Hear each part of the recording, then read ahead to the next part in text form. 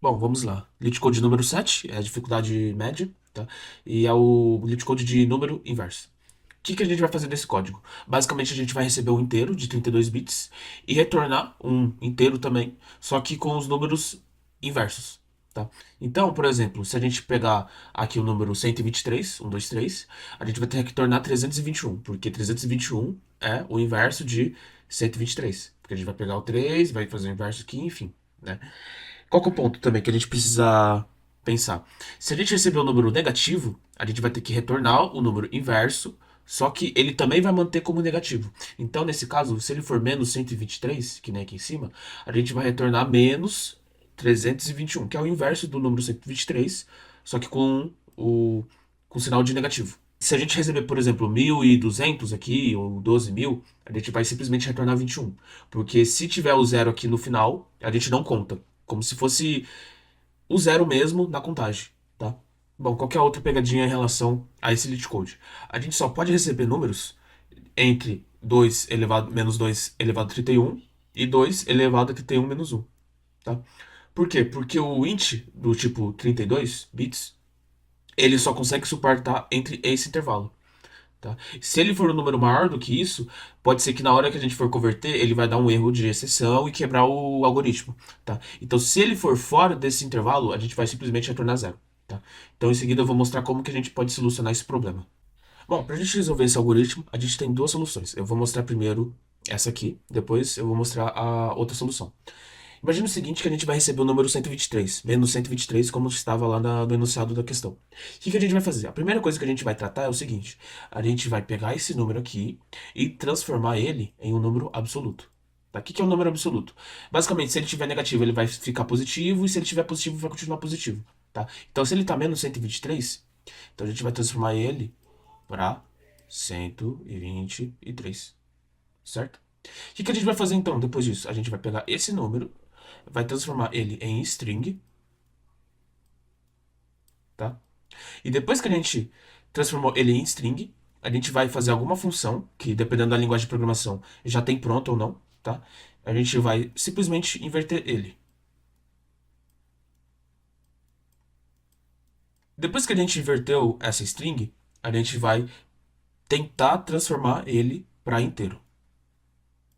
Tá? Por que tentar? Né? Por que tentar?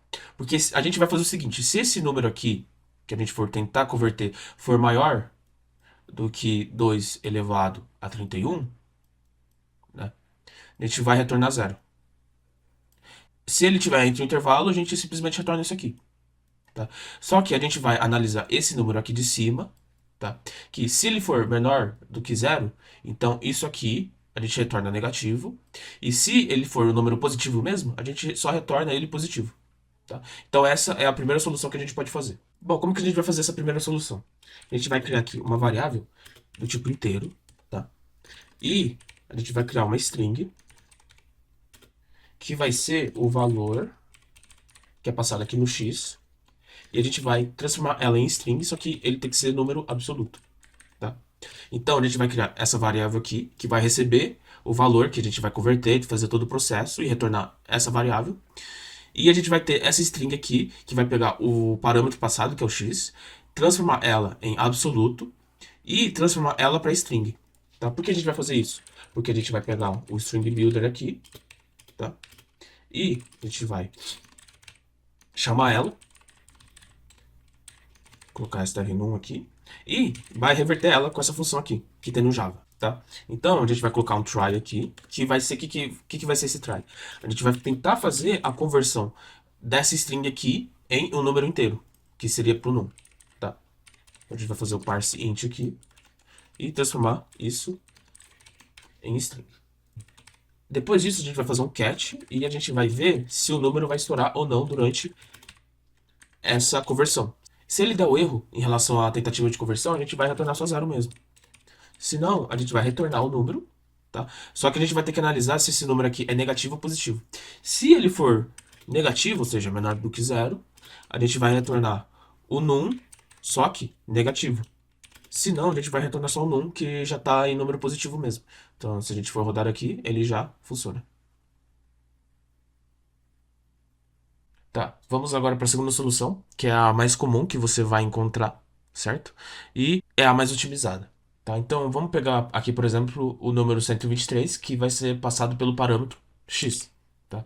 E a gente vai criar o número inteiro reverso, que vai receber o número x e a gente vai fazer todo o processo de reverter ele. Como que a gente vai fazer isso aqui?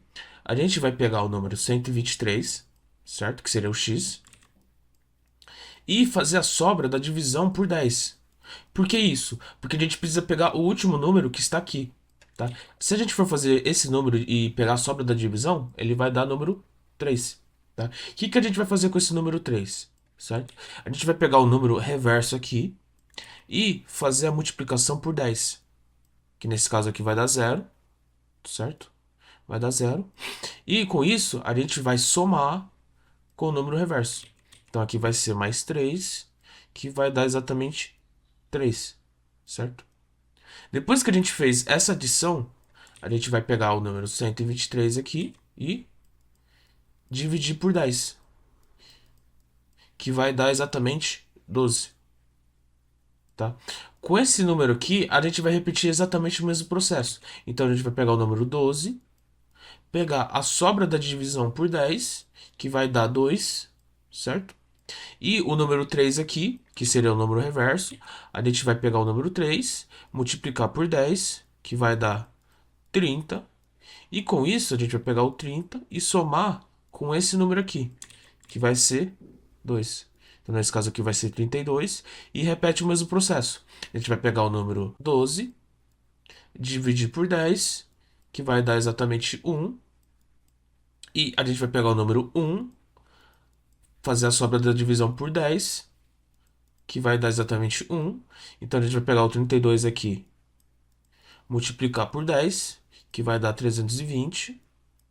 E pegar esse 320 e somar com 1, que vai dar 321. Tá?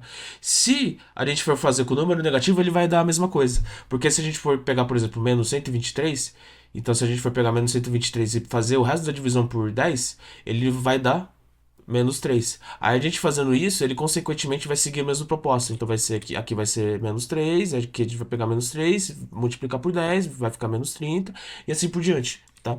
Então, se a gente for fazer isso com o número negativo ou positivo, ele vai funcionar de qualquer maneira. Mas qual que é o ponto para a gente solucionar isso aqui também? Que é uma pegadinha.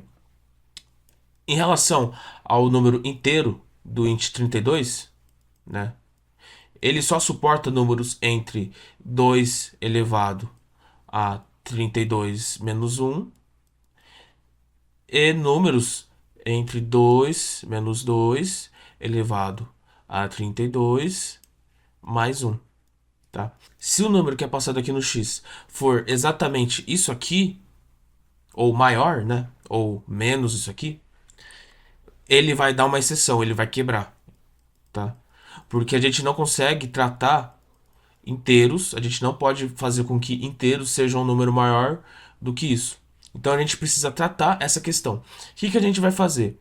Na hora que a gente for fazer as divisões aqui, dividir por 10 ou pegar a sobra por 10, a gente vai analisar se o número aqui ele vai ser maior do que isso aqui, tá? Que seria 2 elevado a 32 menos 1 dividido por 10. Por que essa divisão por 10? A gente vai dividir por 10 porque se a gente for dividir esse número aqui por 10, tá? A gente vai excluir esse número aqui, que a gente vai comparar. Então a gente não vai comparar isso aqui de forma direta. A gente vai comparar esses números aqui, tá? Para não causar problema em relação à exceção. Porque se ele for maior do que isso aqui e o próximo dígito for 8 ou 9 ou todo esse número aqui for maior do que isso, né, que a gente está fazendo essa equação, a gente vai retornar zero, para não causar o problema, tá? Então a gente precisa pegar isso aqui, o número reverso, fazer a análise se ele é maior do que isso aqui ou menor, né, porque se ele for negativo, enfim. E se o último número que a gente está pegando aqui, ele for maior do que 7. Bom, a gente vai fazer aqui o número reverso, a gente vai declarar o número inteiro reverso, tá? Que é igual a zero, que é o número que a gente vai retornar no final do código. A gente vai fazer uma estrutura de repetição. O que é essa estrutura de repetição? A gente vai ver se o resto da divisão, toda vez que a gente for dividir por 10, ele chegou no último número, tá? Que seria 0, tá? Então, ele vai continuar esse loop até não chegar em 0, tá? Então, a gente vai fazer um número aqui inteiro também, que vai pegar o resto da divisão por 10, certo? Que seria o x. E, depois disso, a gente vai pegar o x e dividir por 10, tá? A gente vai fazer a seguinte condição.